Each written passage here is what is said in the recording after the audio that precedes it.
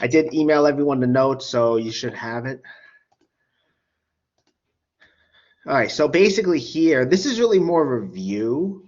If you can't see the notes again, or you can't hear me, just let me know. This is really more review, I guess, because square roots, I think, is something they do before this class in like high school. But I'm not gonna fly through this. I'm not gonna go at like super fast, that is. But I just basically want to review what a square root is. We're also going to go into how to simplify it.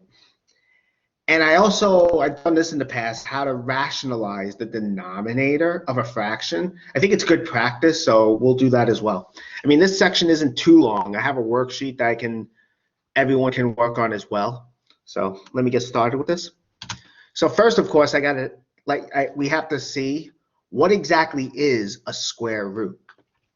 Well, if we have two numbers, b and a, we say b is a square root of a if b squared equals a. That's a square root, okay? So we say b is a square root of a if b squared equals a. So as an example, 3, as you can see here, is a square root of 9, right? Because we know 3 squared is equal to 9. But there's also another one, as you can see, -3. -3 squared is equal to 9 also. So -3 is also a square root of 9. Okay? So 9, actually, notice, has 2 square roots. Let's look at 25 as well. That is, we have a square root of 25. We know 5 is a square root because 5 squared is 25. And of course, I forgot to put it there. Let me see if let me add it in quickly. Okay, there we go. And again, -5 is also, and now why is that? Because -5 squared is also 25, okay? So 5 is a square root of 25 since 5 squared is 25. And so -5 is also, again, really by sap and sun rules, if you multiply two negatives together, you get a positive. So that's really why we have this as well, as over here.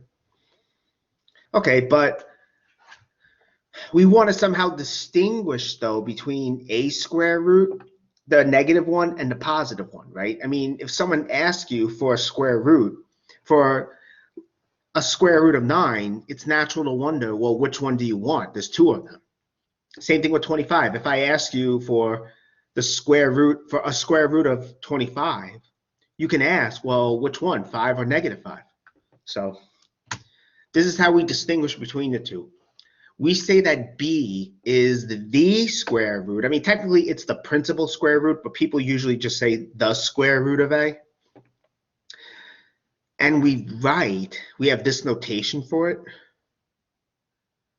If b is a square root of a, so b squared is equal to a, and also if b is non-negative.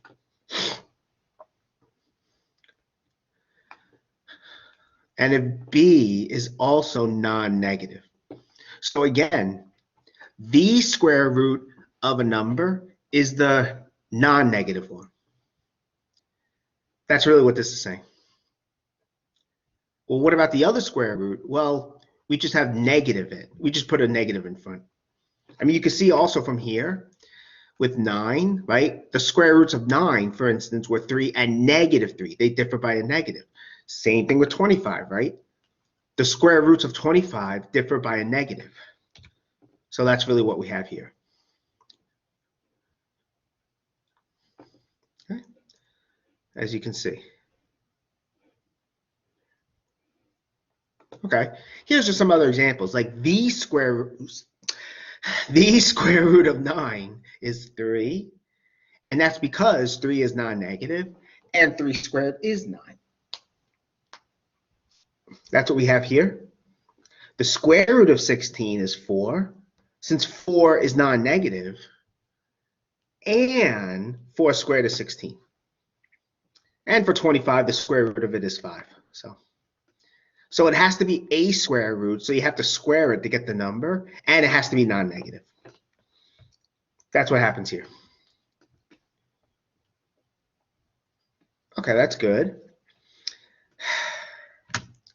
And I just put this over here for emphasis that we have this equation, b is the square root of a, exactly when b squared is a and b is non-negative. That's what we have. In fact, this symbol, it didn't make the whole symbol here, but this symbol is actually what they call a radical sign. That's what this is called, a radical sign. And whenever you're taking the square root of, in this case it's a, but the number or expression under the radical sign, that's actually what they call the radicand. So again, that's just a definition, that's just vocabulary, the radicand. So we have the radical sign, which is this symbol, and we have what's under it, what you're taking the square root of, the radicand. I mean, in the book, they go a lot more into this. They do more radicals. They do like not just square roots. They do cube roots. They do different roots. I'm focusing only on the square root for time consideration. But here's some more examples. If you take the square root, let's say, of 121, well, that's going to be 11. And now why is that? Well, 11 squared is 121. And also 11 is non-negative. That's why. Right? So there's two conditions you have to meet. Below it, you have the square root of 36. Well, that's just going to be that's not going to be negative 6 though. Right? This is false. And why is that? Because negative 6 is negative. Negative 6 is negative. We have this here.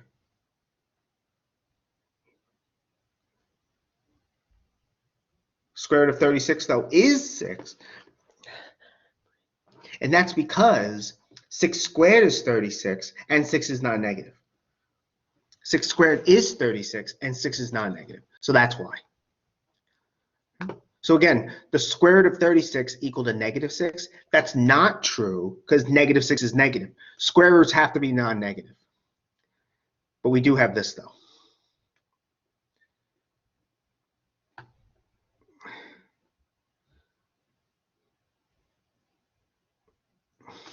So it is 6. In fact, this actually follows from the, I guess, over here and the definition, but what you take the square root of, that has to be non-negative. So in other words, if you take the square root of a, the a has to be non-negative, mostly because we're focusing only on real numbers. So the radicand here has to be greater than or equal to 0. If it was negative, then we would get complex numbers, which unfortunately we're not doing. So,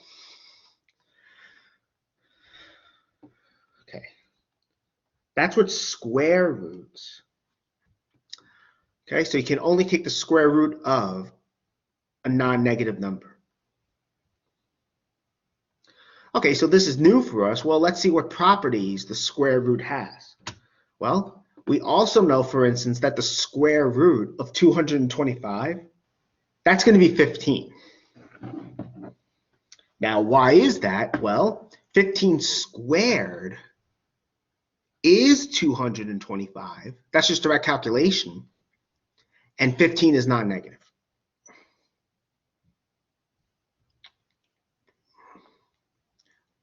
Now, if you were to replace 225 with 15 squared, right?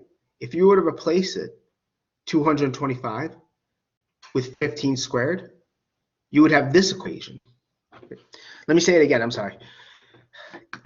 Since 15 squared is 225, if we replace this with 15 squared, we would get this equation. So the square root of 15 squared is 15. And the same thing for 36. We know 36 is 6 squared. We already saw that.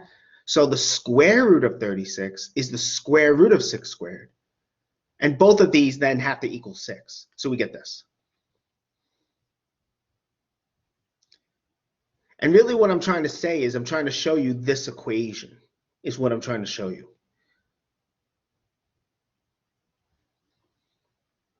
So basically, it's almost like the square root, it does the opposite of squaring, so to say. You know, if you square a number that's non-negative, then you take the square root, you get the number itself back. That's what this is saying. Oh, sorry.